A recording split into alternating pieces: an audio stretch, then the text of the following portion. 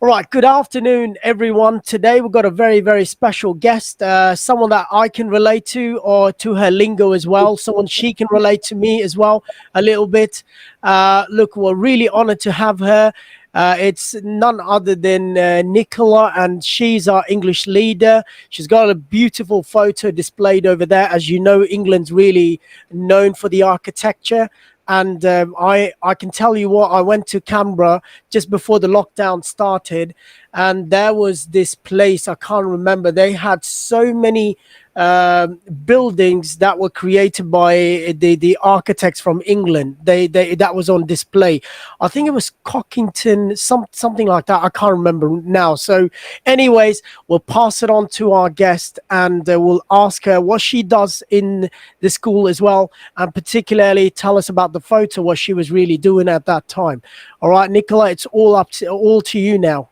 Thank you so much for the introduction, Sheikh Farhan. And can I just say, what an honor it is to be on your show. I'm a huge fan of the show, and I've really, really enjoyed watching everyone's entry. Like all the interviews have been fantastic, really inspirational, very entertaining, and just a great initiative for connectivity. So I just want to thank you deeply for that. That's really important, and I really appreciate that. And I know everybody else does.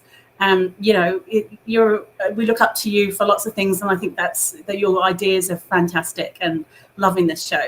So I'm the leader in English, and loving my job. Working with a fantastic team. I'm very lucky to have such an amazing group of teachers around me, and just really enjoying my job, and working hard like everyone, and going a bit cross-eyed in the online learning as everyone is. And so this is a great pick-me-up. So I appreciate that, and I know everyone does. So this picture is obviously a photograph of me. I'm about 7, I think, and my older brother's 9, and we actually lived in Hong Kong when we were younger for the first 10 years of our lives. And so we were on holiday coming back to the northeast of England, which is where I'm from, which is where I was born.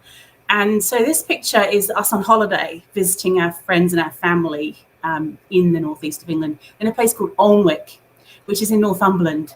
And I know you've been to Sunderland, Sheikh Farhan, so you can vouch for me here. It's really, really cold. So I reckon it really is.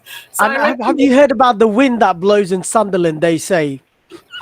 You probably heard about that. Yes, it hurts. It actually hurts your face, right? It hurts your body if it's not kind of covered up. So what we're wearing here are cagoules, and we had a conversation about this just before we went live. And cagoules are what we call windbreakers. It's a really silly name, but it's to stop you, hurting in the cold. So it's an interesting castle, this one, because this is the second biggest castle in the UK. It's also where they filmed Harry Potter films. So this is the original Harry Potter location, which is fantastic. And it dates back to kind of Normandy times. So it's like super old. And in about 1309, there was this guy called the first Earl of Northumberland, and he was actually born there. And you'll like this fact, I think, Sheikh, because yesterday I found out that you were a Tottenham Hotspur fan, right? So, and this connects quite nicely. So you may already know this, actually, but he was nicknamed Harry Hotspur because of his hot temper. And of course, the Scots and the English are always fighting. They were really pretty nasty to each other for centuries. Still are. They actually. are, yes. Yeah, that's right. So Tottenham Hotspur, who are actually in London, which is your team. That's my hometown. I mean, coming from Walthamstow. That's right. So they actually took the name Sheikh Farhan and they stole it for themselves. So Harry Hotspur is now the Spurs, TottenhamOtspur. So that's that's why they say about Tottenham Hotspur. There's nothing original about them. So I would say that exactly. Pretty good football team. Well, people have been teasing me. Your cabinet's been empty for so long. I'm hoping we can actually fill it up with something. Well, I think you have Harry Kane, so Well, yeah. Well, that's what really makes us proud of me. We've been hearing rumors that he's actually going, but it doesn't seem like it at the moment. Yes, I think, I think he'll Well, he say. made us all proud. I mean, I really saw that in your eyes. I mean, you know what? I remember we were having that conversation. I still remember that. And I asked you, what do you call yourself? And you said that I call myself Australian because I live over here. But I always say that no matter where you've lived in your life, if you've actually been English in your life, you will always support the English team, and that's how it is. And we've come so close. The World Cup was semi-final, and Yeah. that's when we really started, saying it's coming home. And then it was this cup that really got us back again. And I remember, there's a prolific writer from Tooting. So he actually wrote, people who were born in 1966 can relate to this. And he actually wore his shirt and he was out to the stadium. And I was reading his post, so I follow him very closely. And I didn't know what he meant until I went back and started reading again. That's when I related to that. So hopefully, the World Cup's not far away. It's only it's only a year away. So hopefully we can get it. We've got the semi-final, we've got the final. Now the only thing we can get is we'll win the cup now. Yeah, it's all on Harry Kane. It's all Tottenham Hotspur. It is back on us, the Tottenham Hotspur. Yeah. But I remember that day that we came to school, just the morning of the final, and we'd have been up since 3 a.m. I think probably both of us watching it, and we were just depressed because. Well, you remember working with Dean, yeah? Yes. Yeah. So Dean's Italian. So me and Dean were on Facebook actually teasing each other, and I was sending one post after the other. And I remember when I said, what did I say to Dean? I said it's a deja vu. 1994 Southgate in penalty shootout, and Southgate again in penalty shootout in 2021. It's just, it was that close, but you know what? They really made us very proud. I must say that they really it was all about that entertainment, getting everyone back on, and such a great, it was such a great side to be in as well. I mean, I know it hurt in the end, but hopefully we're getting there. We're getting there. I could see the hurt in your eyes. Yeah. I can definitely tell you that. Yeah. I think unless we're born and bred with football, aren't we, in England? So we are. I mean, that's a religion up there. Yeah, it is absolutely. Yeah. So I thought that was an interesting fact about the Tottenham Hotspur, and that's where his name comes from, and it's the Harry Potter. But what was interesting, and what this photo actually means to me is, I have a great connection with my dad, and I really love my dad. He's turned 80 this year. He still inspires me. He reads, he works in the local library, he walks 5Ks a day. He's such a nice guy. Like, he just is a great person. And I'm just so proud of him. And he dragged us all over the northeast of England and all over England, showing us history. And at the time I was kind of rolling my eyes, and he threw books at me from when I can remember, and I'm so super grateful for that, And also, he's got him and actually my mum as well. They're quite keen on genealogy, so family histories and things like that. And they actually traced our family history back to about 1218, so a long time ago. And so they found out that we're actually related to 3 Kent bishops and thieves, criminals. So we've got quite a diverse family history. That's a very diverse family there. So you've got some noble blood. But we're also thieves as well, right? So I'd like to be on one side and not really the other, but it doesn't work. Well, we live in Australia. I mean, when you live in Australia, you've got the thief side in you. So that's where they all ended up. Yeah, that's right. We shouldn't be saying that on the camera, but. So that's why this is important for me. Yeah. This picture. Yeah. Well, history is something really inspired me as well. And as you rightly said, I mean, North is full of history. I mean, when you drive around, you see these sightseeing places particularly. And you know what? I can tell you why you don't have a Geordie accent, because you said you lived in Hong Kong. That's why you don't have a Geordie accent. That's right. Yeah. Yeah. All right. My first question to you, what is something that you always wanted to learn?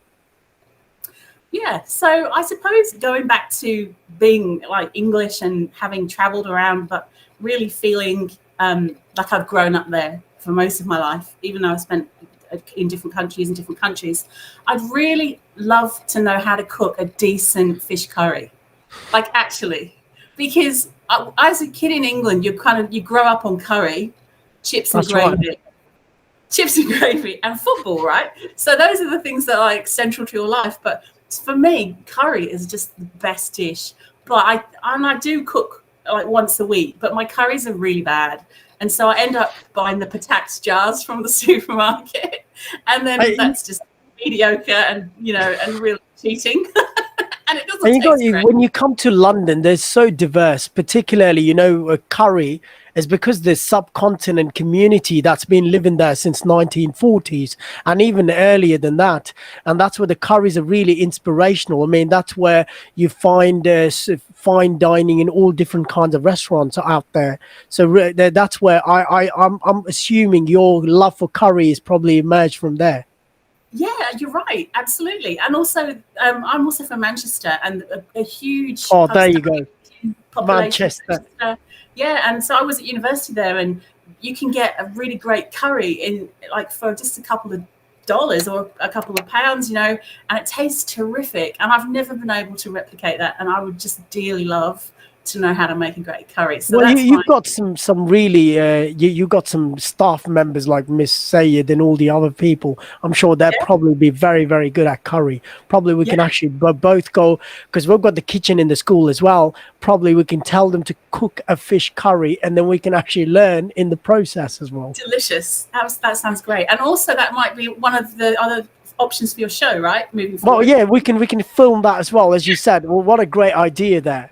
Yeah, it's your idea, but yeah, that's really good. Well, one thing I miss, I want to say that on the camera, I miss that newspaper wrapped up in that fish.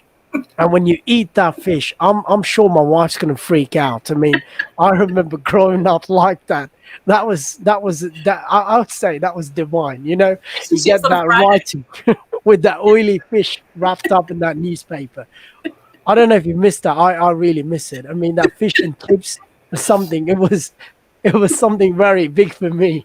And huge tradition, right? Fish and chips on a Friday. Well, it was huge. Going around the block to the fish and chip shop. Yeah.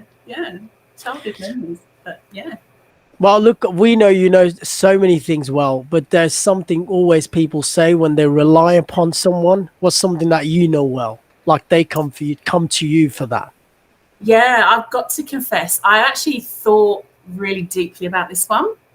And I kind of went round and around in circles. And it's such a great question. And it's an impossible question to answer. I come to that conclusion because I don't think we really know anything well. I think what we do is we philosophize and we think and we move things around and we do different things with different ideas. But I suppose what I've learned about anything is that I've kind of grown up with literature all my life, and literature's like really, really important to me. And I spent lots and lots of time through literature trying to make sense of the world and human experiences and, those existential questions, those big issue, big ticket questions in life, and those broader questions on human experience. And what I've decided is, after failing to come up with any answers, is that great literature doesn't necessarily have to give you answers. What it sometimes does is it actually throws up harder questions, and you kind of that's the whole point of the literature, is that what it wants to do is it wants to make those questions relevant, organic, moving, so there's actually a discussion in society. So I think that's really important. So I guess if I've learned anything in a particular arena in literature, then that's what that is. That actually the process of the critical thinking is not only more expected than the answer, but it's actually is important, if not more important. And that we have that, keep that relevance going and keep those questions going, and have that debate and have that, have that thought going, that thought process going. So I don't know anything well, but I think that's quite a good place to come from as well. Well, that's a very humble answer there. I mean, probably I could say, a lot of things well, but that's humility 101. Okay, look, what are people usually surprised to find out about you? Yeah, so I think probably not that much actually, because I'm quite an open, transparent kind of a person. But most people are quite surprised when they find out that I lived my first 10 years of my life in Hong Kong.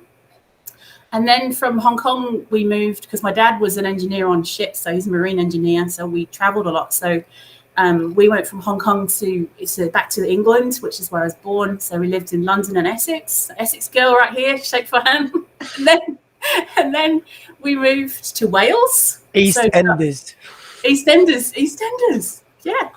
So then we moved to West Wales, which was very, very remote farming territory.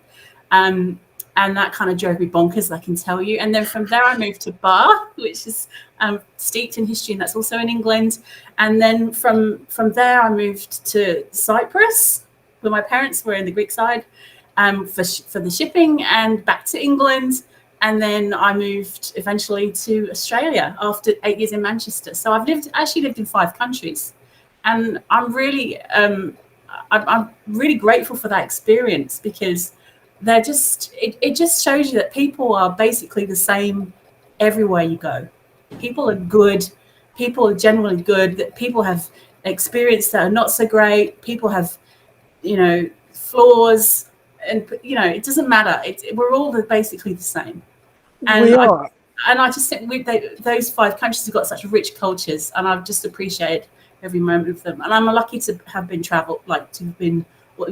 Africa and different continents and stuff like that. So I'm really pleased with that. But yeah, I suppose living in 5 countries is quite surprising. But yeah, pretty good though. I'm quite pleased about that. But Australia's home. I feel a bit old. I'm a bit long in the tooth to be moving around a bit anymore. Well, I probably wouldn't say that, but yeah, it's home. At the moment, yeah, definitely it's home, because I got family over here. Yes, definitely.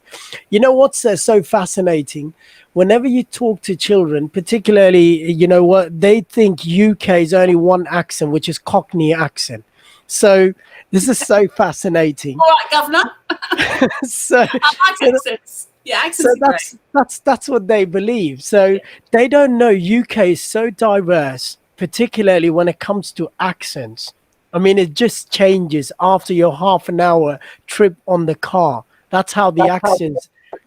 So it's not like Australia, where everyone speaks a very similar twang. So when it comes to their accent, they're very, very similar. Probably the Adelaide people might be slightly different, but when it comes to UK, it's so diverse, and that's why people just because there's so much Cockney stuff out there and water, and so they just think everyone's like that.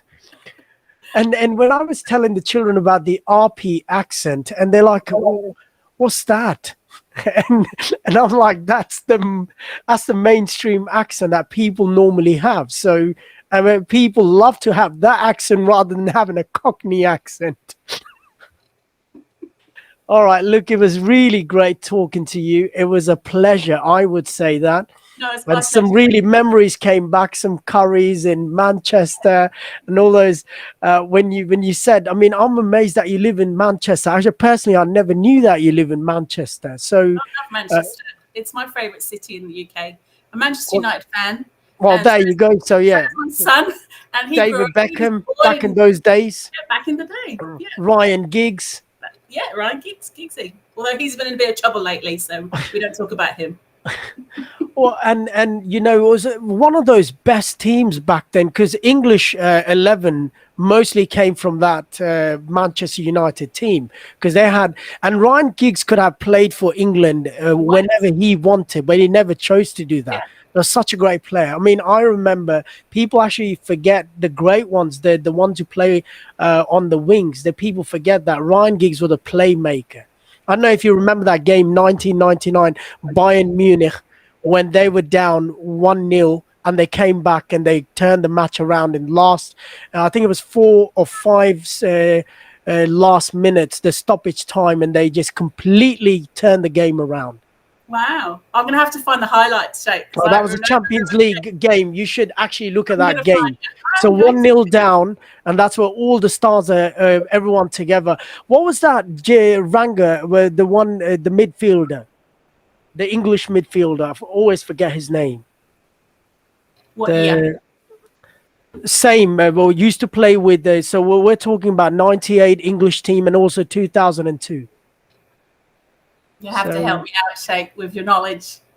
Oh, well, I'll come back on that one. I can't remember his name at the moment. I mean, those are the days of David Seaman when he was a goalkeeper. Yeah. So yeah, those days. Yeah. So no, but even just thinking about that team as well, you could have England could have won the game in 1990. The one guy I always wanted to ever win the World Cup was Paul Gascoigne, and he was an amazing. The guy. Well, I don't know if you remember that. I was a child back then, and I know how he was sobbing. Yes. Like that game against Germany really hurt. Germany's always hurt us. Him as well. The press weren't very kind to him that day, were they?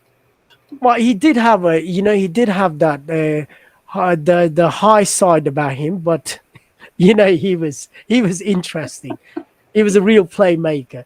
Gary Lineker was back then as well, our penalty expert, like what we have today. And he was someone who really changed the game around as well. Yeah, he did. And they've all those players you've mentioned, they've all had very successful careers post playing as well. Like they're all pretty big in their sport in terms of managers or commentators or being ambassadors for different things. So they've all been great outside of their sport too. So yeah, the old school. All right, my question to you in these difficult times, we're all looking for advices, and particularly coming from senior leaders. And what would you say to all of us that be listening to you later on today? What's something that you would like to say in these difficult times? How do you get around, and what advice would you have for us as well? All right. I think the advice is to be kind to yourself. I think that's really important. I think be kind to other people, be kind to yourself, be gentle on yourself, do things that you enjoy, like mindfulness activities, music, not too much of the Netflix, but I'm a bit guilty of that one, I have to say. And because it's book week, and every week should be book week, keep reading. So this is my current read. This is from Kazuya Ishiguro. It's called Clara and the Sun, and it's a shortlisted Booker Prize entry. And he's a Japanese author, English author, and it's about what does love mean? What does it mean to love? So we're back to those big questions again, right? So, but again, I'm never going to find an answer in this book, but that's the point, and that's what great literature is, I think, going to do. But reading, writing, pick up a phone to someone you haven't spoken to for a while. What else can I give you advice on? I think it's got to be personal to you, whatever makes you happy. I think whatever gets you through it. And I think for me is a bit lighter. I've just found the joys of Uber Eats bubble tea. So every Friday I give myself a Friday. I did it another week. Bubble tea Uber Eats treat, which I know sounds ridiculously small, but those little treats that you can give yourself, I think they're quite important. I mean, sometimes those little things really make you happy. I mean, those little things become really big in your life. So what a great advice. I mean, thank you so much. Now we come to the fun part, and I'm hoping you're going to get this one right. So I'll play that. I'll take your photo off, and I'll play that video. And there's no pressure. All right, I'm going to actually put the volume up, and I'll let you listen to it. And then I'll give you about 15 seconds to get it right. There we go. It's all yours. Okay, we need to get to the other side to play it because that's the important question now. Question number 9. A boy and a doctor are fishing. The boy is the doctor's son. However, the doctor isn't the boy's father. Who is the doctor? Try to solve this soap opera situation.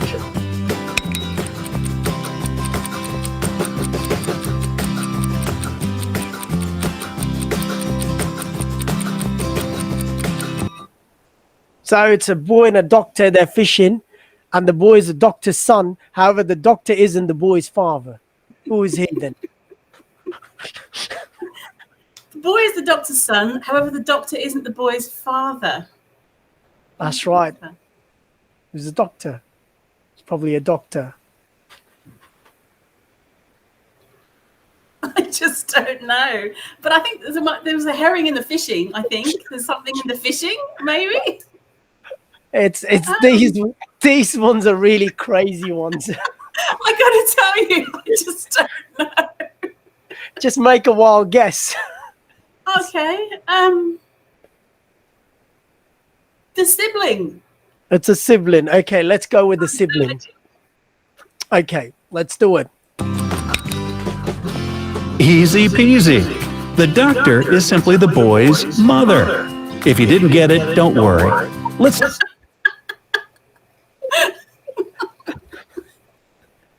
So, it wasn't that hard after all. Maybe it wasn't. Oh, shake. Look, it was an honor to speak to you, and God bless you. And enjoy your rest of the day.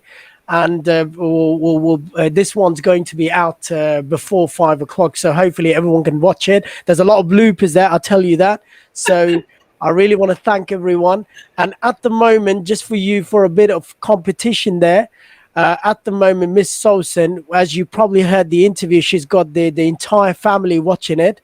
She's at 145 views, so she's really convincingly beaten Miss Sayed, and she's doing really well. So I haven't checked today the graphs of today. It may be more than 150. So you better start sending this video overseas to really hit the charts. It's on, Shake. All right, so it's definitely on. Thanks so much for having me on. Take care. Thanks again. All right, you look after yourself. Thank you so much. Bye now. Bye.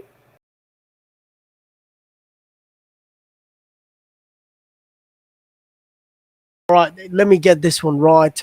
Which one are we watching yet? That one. Okay, there we go. Let's throw some math into the trash. I mean, into the mix. Sorry, this is... Sorry, it's the wrong one. That's a blooper there. That's the wrong one. I love the bloopers. Love a blooper. Oh, my God. Okay, well, let me try again. I'm going to get this one right this time, okay? It's making me insane. Okay, this is the one.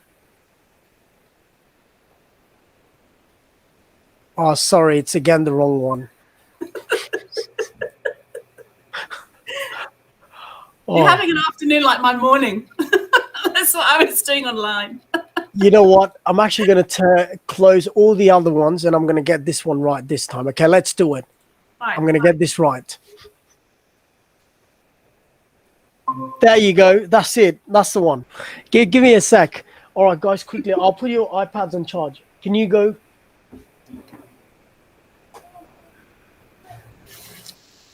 Make sure you close the door. I'll do that. I'll do that. You know, children, they never listen to you. That's why they call children. Oh, bless them. Thank you so much for having me on your channel. It's such an honor. And also, I've just really been entertained, inspired by your initiative. So thank you so much. And it's really connected people in such a difficult time, right? So thank you so much. Well done.